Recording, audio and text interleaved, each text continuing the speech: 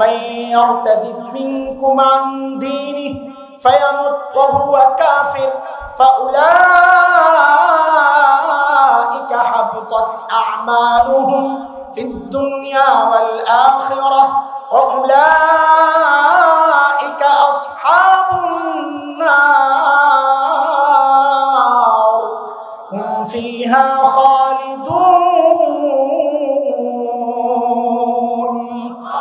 যারা মুরতাদ তারাও বিনা হিসাবে কথা বলেন বাংলাদেশে দেখেন ছোট্ট একটা কথা মাওলানা 5 মিনিট বয়ান কম করে জীবনে কত বয়ানই করছেন শেখ আবুল হাসান আলী নদভী রহমতুল্লাহি আলাইহি একটা কথা বলেছেন বড় দামি দেখো মুরতাদ সাহাবী যুগেও হয়তো এই যুগেও হয় আসওয়াদ আনাসি মুসাইলিমাতুল কাজ্জাব এদেরকে যারা নবী মেনেছে তারাও মুরতাদ যারা যাকাত দিতে অস্বীকার করেছে তারাও মুরতাদ ওই যুগেও হয়েছে এই যুগেও হয় শেখ আবুল হাসান আলী নদভী বলেন পার্থক্য কি বলে পার্থক্য হচ্ছে ওই যুগে যারা মুরতাদ হইতো তারা নিজেরাও জানতো আমি মুরতাদ তাদের সমাজও জানতো আমি মুরতাদ কিন্তু এই যুগে যারা মুরতাদ হয় তারা নিজেও জানে না আমি মুরতাদ তাদের অনুসারী যারা সমাজ তারাও জানে না কারণ তারা তো জানে তিনি প্রতি রাতে 80 রাকাত তাহাজ্জুদ পড়ে তারা তো জানে ঘুমিতে খালি জায়নামাজ খোঁজে আরে কথা বলে কিন্তু স্পষ্ট কথা আমাদের দাড়ি নিয়ে যদি কেউ কটূক্তি করে আরে ভাই তুমি দাড়ি রাখো নাই আল্লাহ চাইলে মাফ করে দিবেন দাড়ি নিয়ে কটূক্তি করার সাথে সাথে সে মুরতাদ টুপি নিয়ে তাচ্ছিল্য করবে সে মুরতাদ পর্দা করো না বোন এটা তোমাকে চাইলে আল্লাহ মাফ করে দিবেন কিন্তু ইসলামের পর্দা বিধান নিয়ে তুমি কটূক্তি করবা সাথে সাথে তুমি মুরতাদ জিহাদি চেতনা তোমাকে লালন করতেই হবে যাইতে পারো না এটা তোমার ইমানি দুর্বলতা ব্যর্থতা আল্লাহ চাইলে মাফ করে দিবেন কিন্তু জিহাদকে সন্ত্রাস বইলা যদি শরীয়তের এমন একটা জরুরি বিধানকে কেউ তাচ্ছিল্য করে আল্লাহর কসম সেও মুরতাদ নামে মুসলমান নামাজ পড়ে রোজা রাখে যাকাত দেয় যদি বলে আমি শরিয়া আইন চাই না আল্লাহর কসম যে শরিয়া আইন চাইবে না তার ঈমান থাকতে পারে না ঈমান থাকতে তুমি শরিয়া আইন চাইলেও বাংলাদেশে শরিয়া আইন কায়েম হবে তুমি না চাইলেও হবে কথা বলেন না ইনশাআল্লাহ কেন তোমরা যেমন বিশ্বাস করো দিয়ে চাই হয় আমরাও বিশ্বাস করি সারা দুনিয়ায় একদিন ইসলাম কায়েম হবে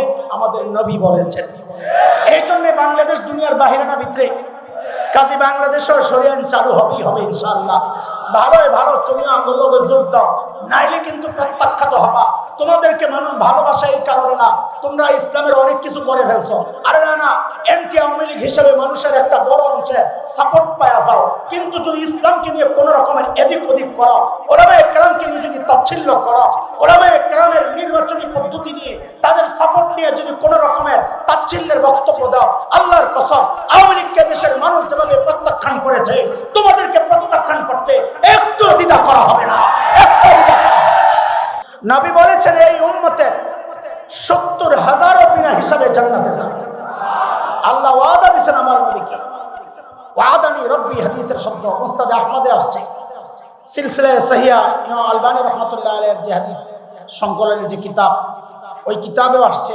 1484 নম্বর ওনার হাদিসের সিরিয়াল ওখানে আসছে আল্লাহ তাআলা এই উম্মতের কয় হাজার 70,000 কেও আল্লাহ তাআলা বিনা হিসাবে জান্নাত দিয়ে দিবেন সুবহানাল্লাহ নি বললেন ইন্না লিল্লাহি পড়ানো দরকার কেন ও ভাই 70,000 নিলে আমগো আসেনি ভাগে কথা কয় না আরে কথা বলে না ভাগে পড়বো কোত্থেকে পড়বো সাহাবী রয়ে গেছে না সাহাবী কত কত 1.5 লক্ষ হ্যাঁ 1.5 লক্ষ সাহাবী কইছে আপনার আন্দাজি বুখারীর রিওয়ায়াতে আসছে নবী আলাইহিস সালামের সাথে বিদায় হজে হজ করছেন 1.5 লক্ষ সাহাবী হজ করছেন তো হজে কি গুড়া গাড়া যা আছে আতুরুলা কানা অসুস্থ বুড়া দূরের কাছের সব বুঝি কাছাই আয়া বসে তো সাহাবী 1.5 লক্ষ করতে কইলো হজই তো করছেন 1.5 লক্ষ কথাটা কি বুঝাইতে পারছি কি এক মুখস্থ স্লোগান চলতেছে 1.5 লক্ষ সাহাবী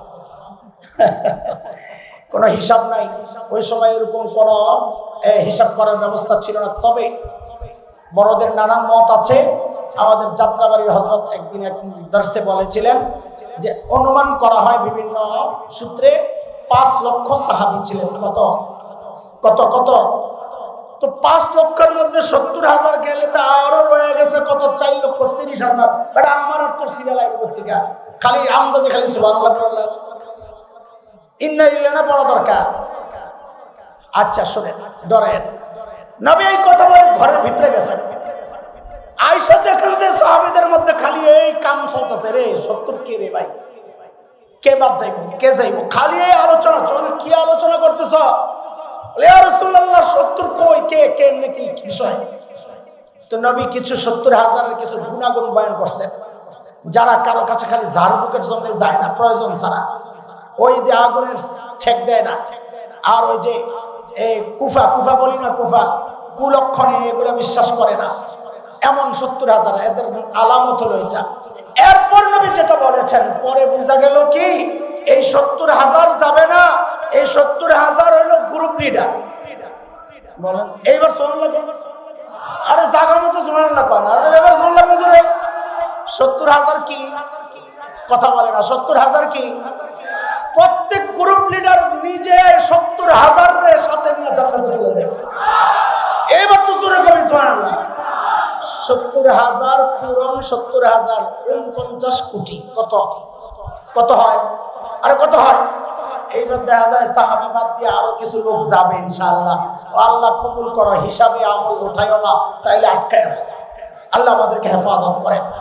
এক গ্রুপ পাইলাম বিনা হিসাবে জান্নাত, ঠিক আছে ঠিক আছে, যাদের এক পাল্লা খালি আরেক পাল্লায় নেকি, এক পাল্লা দিয়া মাপা যায় না। দ্বিতীয় গ্রুপ হচ্ছে ঠিক তার উল্টা। ঠিক উল্টা কি? এক পাল্লায় গুনাহ আছে কিন্তু আরেক পাল্লা খালি নেকি নাই। আপনারাই বলেন মাপা যাবে? কেন যাবে না? ওই যে আগের পড়া মুখস্থ, বলেন কেন মাপা যাবে না? এক পাল্লা খালি থাকলে মাপা। আল্লাহ এদের সম্পর্কে বলেছেন ফালা তুকিমু লাহুম ইয়াওমাল কিয়ামাতি ওয়াজনা, এদের আমল আমি মাপব না। এরা কারা? এরা সমস্ত কাফির। বলে সমস্ত কাফির, মুসলমান ছাড়া যা আছে সব কাফির। ইহুদিও কাফির, খ্রিস্টানও কাফির। ওই আহলে কিতাব বইলা এখন আর আহলে কিতাবের অস্তিত্ব নাই। যারা শেষ নবীকে মানে না তারা আহলে কিতাব হইতে পারে না। এই জন্য সমস্ত মুসলমান ছাড়া যা আছে সব কাফির, সব কাফির বিনা হিসাবে। কাফের ছাড়াও কিছু মানুষ আছে যারা আমার আপনার মতো এমন সুরতওয়ালাও হইতে পারে, মুসলমান নামধারীও হইতে পারে, কিন্তু দ্বীনি বিষয়ে এমন কোন বিশ্বাস লালন করে অথবা এমন কোন বক্তব্য দিয়ে দেয় বা দিয়েছে যেগুলোর দ্বারা ঈমান থেকে বের হয়ে গেছে, তাকে কি বলে? মুরতাদ। বলেন তাকে কি বলে? মুরতাদদের ব্যাপারে আল্লাহর ফয়সালা কি? ومن يرتد منكم عن دينه فيمت وهو كافر فأولئك حبطت أعمالهم في الدنيا والآخرة وأولئك أصحاب النار هم فيها خالدون।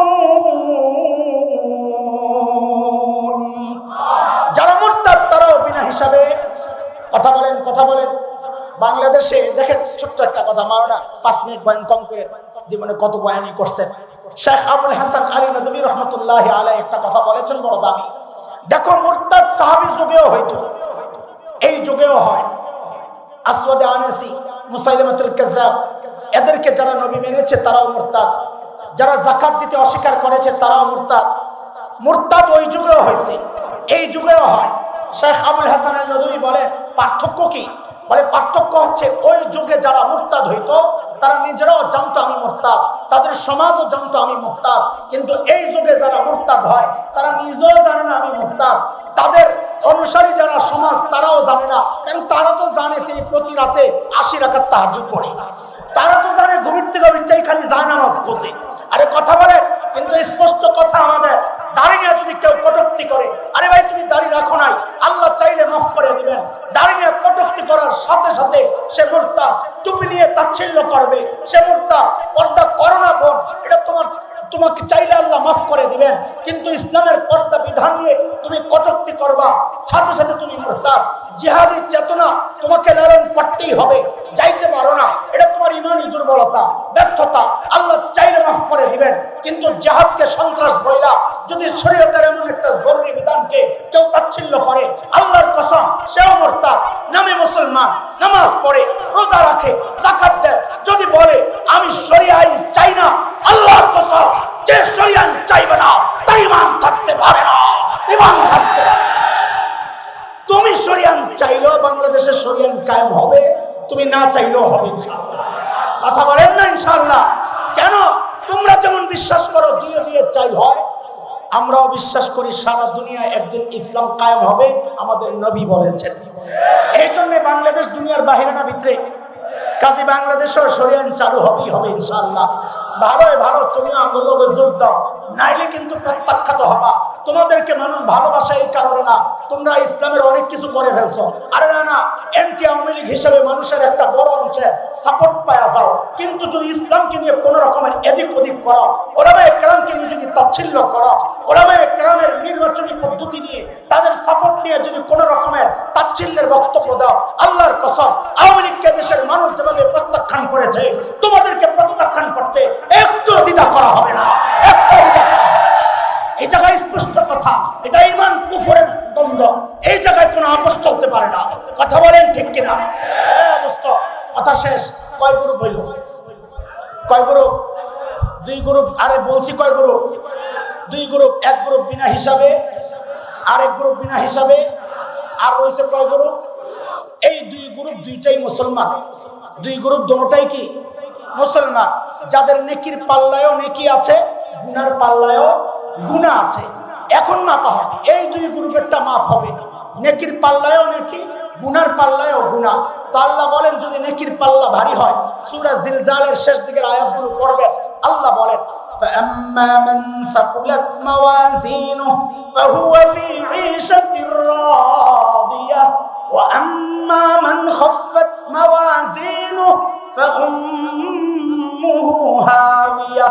যার নেকির পাল্লা ভারী সে জান্নাতি, যার গুনার পাল্লা ভারী, নেকির পাল্লা হালকা, সে জাহান্নামী। এটা নিয়মের কথা, কিন্তু আল্লাহ হাসরের দিনের মালিক, বিচার দিবসের মালিক, মালিক নিয়ম মানতে বাধ্য না। আল্লাহ চাইলে গুনার পাল্লা ভারী, নেকির পাল্লা হালকা, এই মানুষকেও আল্লাহ চাইলে বিনা হিসাব লইয়া জান্নাতে দিয়ে দিতে পারেন। আল্লাহ তাআলা, আমরা আল্লাহর কাছে ওইটাই চাইবো, আল্লাহ আমরা জান্নাতে যেতে চাই, কেমনি দিবেন আপনার ইচ্ছা, হিসাব লইয়া দিবেন না না লইয়া, তবে হিসাবের একটু ডর লাগে, না উঠাইলে আমরা ভালো হয়। 49 কোটির মধ্যে কত মানুষ তো ঢুকাইবেন, একটু যদি আরো কিছু ঢুকাইয়া দেন, আপনার জান্নাতে তো জায়গার অভাব নাই। আরে এই জায়গায় না জায়গার অভাব, জান্নাতে তো জায়গার অভাব নাই। লাগলে আমগরে নিয়ামত টেমত যেটি আছে এটি দেওয়ার দরকার নাই, আমগরে খালি কোন রকম ঢুকাইয়া দেন। বলে কি করবি ঢুকিয়া? বলে আপনার নেককার বান্দাকে জুতা ঠিক করবো। আরে কথা বল না, আপনার নেককার বান্দাকে জুতা ঠিক করবো। ওটা মহে কই, ভিতরে আসলে জানি, নবী কইছে ঢুকলে কমপক্ষে 10 দুনিয়া। আল্লাহ কবুল করেন, আমিন। আল্লাহ তাআলা এই মজলিসকে কবুল করেন। আল্লাহ হযরত ইলিয়াস রাহমাতুল্লাহ আলাইহির নামে যে মাদ্রাসা, আল্লাহ এই মাদ্রাসাকে কবুল